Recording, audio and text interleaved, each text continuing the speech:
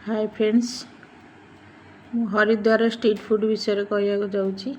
हरिद्वार आम जाइलु 2 दिन सीटी स्टे करूँ।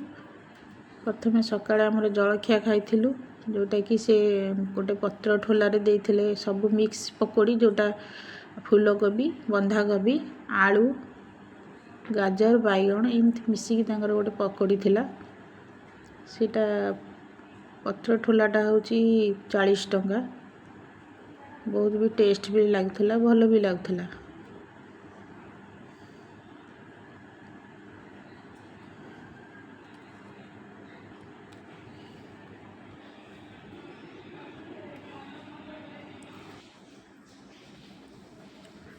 एपटे गोटे दुकान थिला, आम आसलु जोटा कि समोसा और कचौड़ी प्लेट थिला 40 टंका। गोटे समोसा को 20 टंका, कचौड़ी प्लेट गोटा को थिला 20 टंका। तेरे राग चटणी और मीठा चटणी देगी भी सर्व करथिले।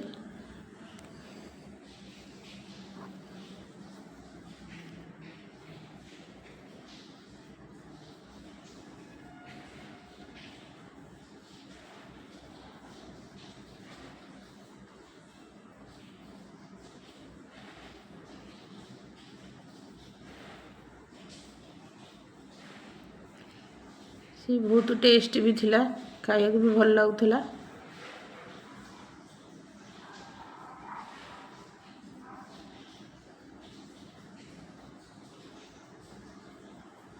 गुलाब जामुन गोटा को थिला 20 टंका।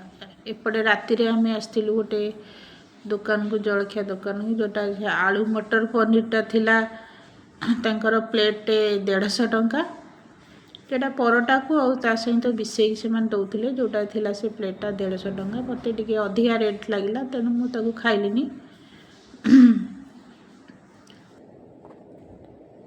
मोमो प्लेट टी थिला 80 टंका। मु मोमो प्लेट टी आनी और होटेल रे ताको आनिकरी खाइथिली। और सी भी बहुत टेस्ट थिला।